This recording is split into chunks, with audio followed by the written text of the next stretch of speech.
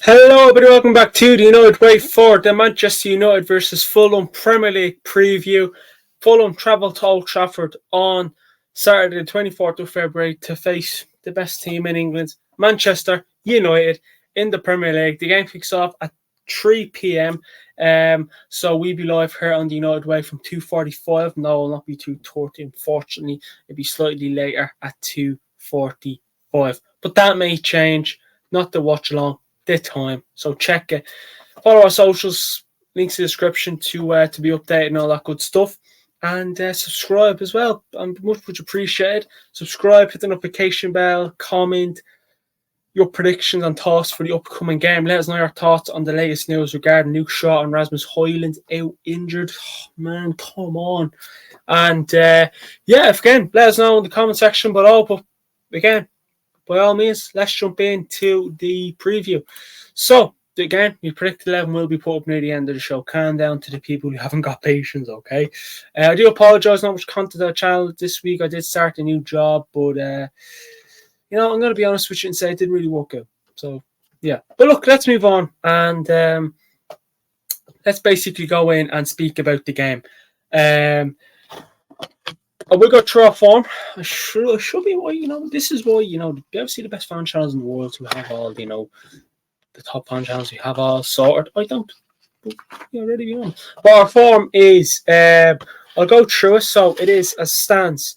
We beat Newport 4-2 in the FA Cup away. We beat Wolves away 4-3 in the Premier League. What a game that was, right? I mean, come on.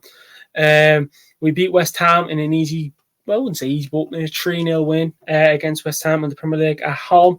We then went on to beat Aston Villa away in the Premier League 2-1. Scott McTominay to the rescue. And I'm going to... we beat Luton Town 2-1 in the Premier League, which was last weekend, funny enough. So our previous 5 points, 0 draws, 0 losses. Yeah, we've actually... I'm going to go as far to say this is our actually longest run of the season. But look, I think it's going to be a must-win game. It has to be a must-win game. If we win this game, we go... would it be level on points with Tolo? I'm again, stuttering in. I'm not too sure if the Tottenham are when the Tottenham are playing. Obviously, they were meant to be playing this weekend, weren't they, against Chelsea? But Chelsea are in the Carabao Cup final, so if we win, we can go level on points with Tottenham. And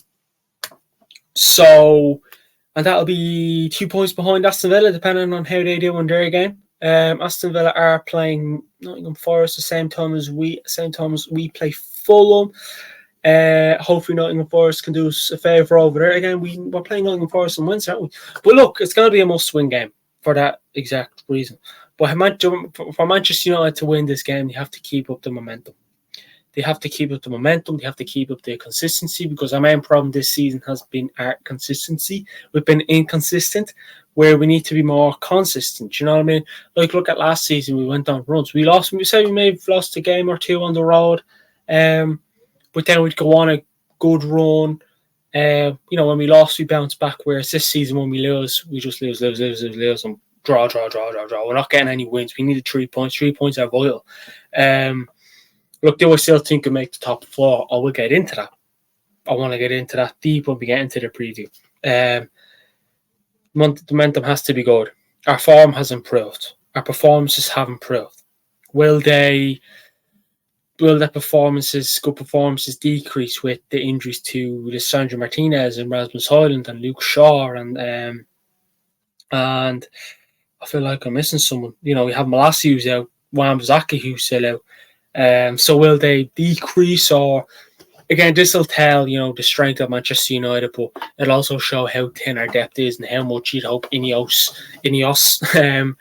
are looking into the summer and thinking, right, the squad is thin. It needs to put on a few pounds. The squad has to put on a few pounds to be a success. But look, that's to talk about another show. Manchester United must keep the focus. I'm sorry, I'm saying it. Luton Town deserved at least a point out of that game last weekend, right? We started off the game in brilliant fashion. Rasmus getting two good goals. Yeah, I know one was literally handed to him, and another one, the Garnacho off the chest in the Rasmus goal. 2 good goals. Still a bit of work had to be done, even though they were a close target. But look, you know, Rasmus Hojlund started the season, misses them. You know what I mean? That's just how it is. But our focus is poor. We go ahead in games 1 or 2-0, even 3-1. Can't remember last time we won 3-1 up. I think that Galatasaray maybe. I can't remember last time we won 3-0 West Ham. And that proves my point. Galatasaray, we went 2 goals up there, 3 goals up, and then we went and drew the game. We're getting good leads and we're playing well until we get the second goal. Manchester United have to have this thing in their mind that it's still 0-0. Ten Hag should be like, still 0-0. The game's not finished. 90 minutes is a long, long time. It may be short for fans. Actually, it's not even. You know, we are trying to hold them to a lead. It's 90 minutes feels like, 90 million minutes, right? So I feel like Manchester United it's our main problem. Not our main problem, but it's one of our problems. And I think Ten Hag is, I think he's not deluded. I think he knows that our problem is keeping control, keeping the focus, and we cannot kill a game. We had chances to kill off that Luton game last Sunday. We had chances. Don't tell me we didn't, because we did. We had chances. That game could have been over in the first 20, 30 minutes. You know what I mean? And I hate to compare Manchester United with Liverpool and Man City and Arsenal. But if that was them, maybe they kill it off. But then, had Liverpool won at Kenilworth Road? No. But yeah, it is one of our problems. Not our main problem, but it's one of our problems. Focus on the game, trying to kill the game off when it's there for the taking. There's been times this season where the game has been there for the taking, and we just don't seem to take it. We just don't seem to kill off a game. I'll give you an example. We had the game to kill off against Newport. We didn't. We had the game to kill against Wolves. We didn't. West Ham, yeah, we killed it. Fair enough. After that, Aston Villa, we played well in the first 15, 20 minutes. So I wouldn't say you can't really kill off a game against Aston Villa away, but we may have had a chance to score more. Villa played well in that game, so I wouldn't look at that as say good or bad. We got the job done against a good team. What can you say? Man City and Arsenal failed to win it. Again, I'm going to shut up. And Luton Town. No, listen. Luton Town, I watched them play Liverpool the other day, and I know Liverpool beat them 4-1, I think it was, at Anfield. But Luton Town were a goal up, and Luton Town created chances. Not a lot, because you can't really create a lot against Liverpool. Oh my God, am I giving Liverpool a compliment? Yeah, clip that one out. But yeah, they give teams games at Kenilworth Road. Not so much away, but when they're at home at Kenilworth, they give a good game. Arsenal, Liverpool, Man City, Manchester United. I'm not sure. Did he play Chelsea? If they did, I think they lost. They did lose. That was away. So that's our problem for me. That is our problem. And again, let us know in the comments. Do you think it's one of our problems? Do you think it's not a problem? Do you think it's just, things happening mid-game? I know Luke Shaw went off, but, even before that, we still were we look very flat. We look very flat when we score. Like, the whole team looks flat. They're attacking us so much, but tomorrow we'll tell whether it's a strong attacking line now, because Rasmus is out, but we'll get to that. But we look very flat. The defence, the midfield, it looks heavy. And O'Neill, look, I don't hate the man. I like O'Neill. I just don't think he's, at his level yet, performance-wise. Again, I do feel like we could be a bit too cruel, because you look at him. Let's be honest, I've watched O'Neill, and it was only a few times with Ajax and in the Champions League final against Man City last season. That's the only time. I'm not going to say and say, watch him, this and this and this. I didn't. Okay? Maybe the AFCON, the last year's AFCON, but I don't really take much into detail then, but look, it is what it is. Look, I want to jump into a team now. So, Wan-Bissaka is still out. Malacia is still out. Mason Mount still out. Martinez, obviously, still out. Who else am I missing?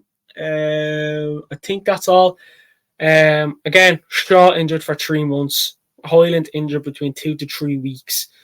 Look, listen, Manchester United at the moment went from getting Martinez back, Shaw back, Casemiro was obviously back. We went back to getting a strong team again. Maguire came back.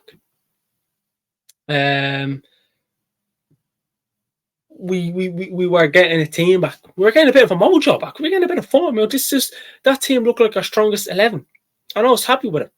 It was look. It gave me a bit of pleasure. You know what I mean? It gave me a bit of pleasure between now and the end of the season, because I just feel like with our team, the depth is thin. You have Rasmus Hojlund out now for 2 to 3 weeks. Did I or did I not say in a video near the end of the January transfer window that all we need is a Rasmus Hojlund, few month injury, and we screwed up top. Then I have to Marcus Rashford, who's not a striker. People can already know me predicted 11 before. Behind all those question marks, you probably already know. You may already not know. Who knows? But yeah, just Shaw. I like Shaw. He's our best left back, right? Not one of our best left backs of all time. But he's our best left back at the club now. Malacia must have fell off a cliff. I know he's injured, but is he going to be back to play? Will he play before the season ends? Will he not play? Will we see Mason Mount? Will we see Malacia? Will we see Wan-Bissaka? Will we even see Martinez?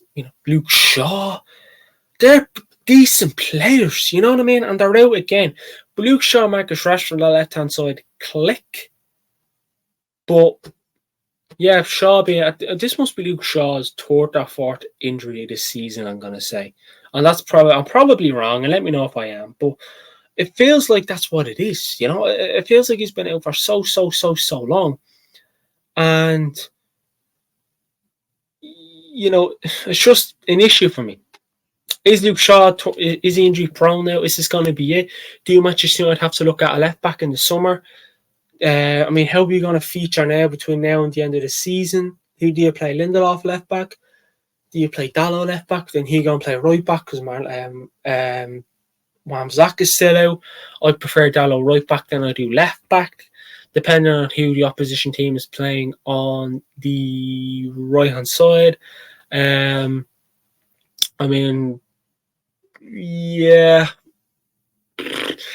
look, it's Fulham do have a quick attack, so it'll probably be Lindelof up against Cordova Reid. Yeah, look, it's going to be interesting to see where Manchester United, how do we feature? Do we bring a youngster in? There was a youngster that was trained. I'm not sure he's a fullback or not. I forget the lad's name. You look up top to Rasmus Hojlund. You can't recall Joe Hugo. I wouldn't recall Joe Hugo. I just don't think he's ready yet. Martial obviously out injured, isn't he? He's pretty much done at Manchester United Football Club. I would not even think of playing Bruno or Scott McTominay striker. Ten Hag, if you do that, you're just asking for me to want you out, and I don't want to come to that. But look, it's going to tell how much. It's going to give Ten Hag a test. That's all I can say. It's really going to give Ten Hag a test as well. But them two players being out alongside Martinez, it's a pain. And even Wan-Bissaka too. But let us know in the comment section below what you think of it.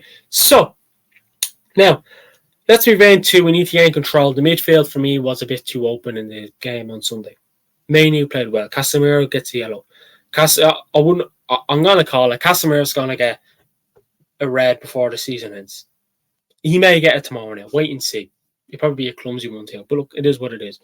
But yeah, we need to gain control. The defence has to be stronger. I know it can't be quicker because look, there's not a lot of pace in our defence.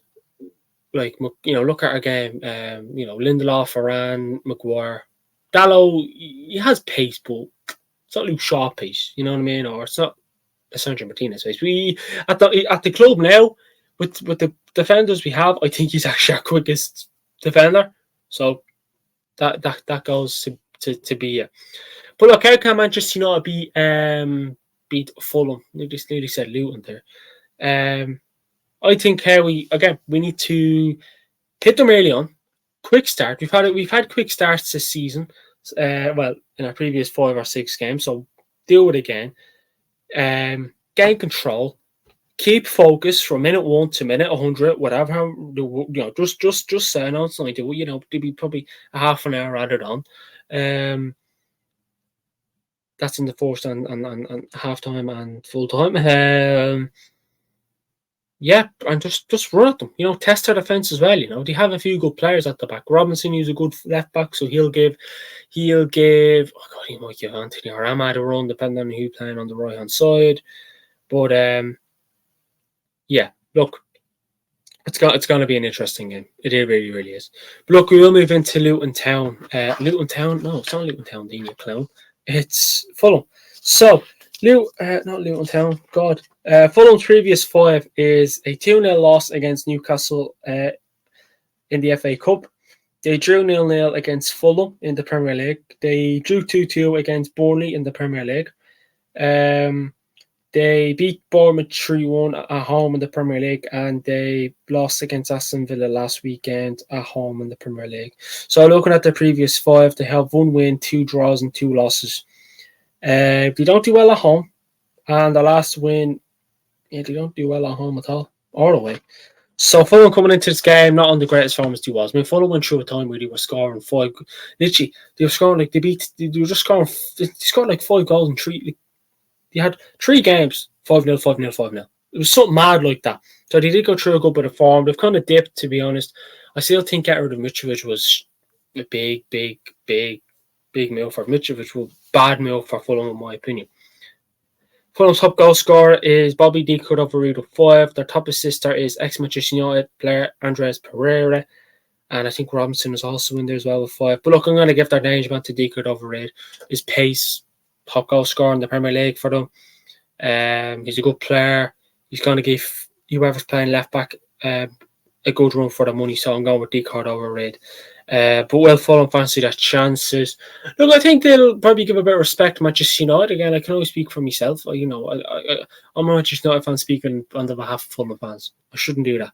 But if any Fulham fans are watching, do you fancy your chances? Do you give us a bit of credit?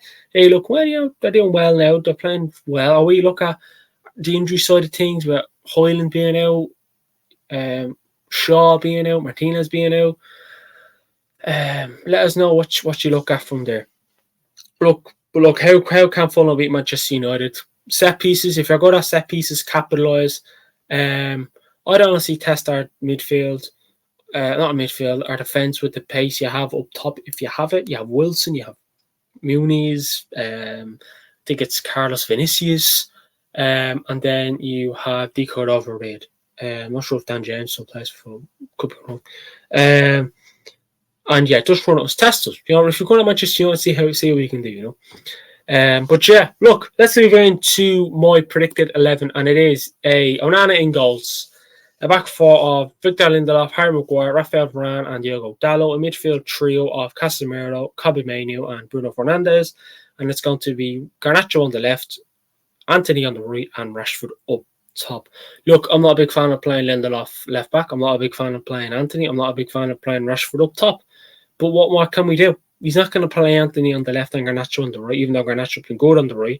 Our strongest team, I think, is Onana, Shaw, Sandro Martinez, Rafael Varane, Diogo Dallo, Casemiro, Kobbie Mainoo, Bruno Fernandes, Marcus Rashford, Rasmus Hojlund, and Garnacho. But you can't have that because Martinez is out, Shaw is out, Rasmus is out.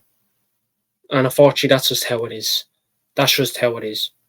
No one could say. Some may put Bruno on the right and play McTominay.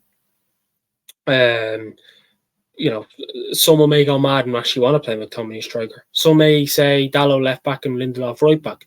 Some may say it's going to be interesting to see what some may say. We play Campbell at the fullback. We bring does a young lad play at fullback. I'd rather see us play a young left back who actually has a bit of pace, who can play there instead of Victor Lindelof. That may be a stupid point, but that's just how it is. Look, my score prediction is a 2-1 win to Manchester United. Yeah, look, I think Fulham are going to give us a go. I think it's going to be a decent game. I do think we will actually. I think we'll score 2 first, and I think Fulham will get one. I say with 30 minutes to spare. I think Garnacho and Rashford will score for us, and I'm going to go with I'm going to go with Andres Pereira. Yeah, Manchester United on the score. I know what a controversial.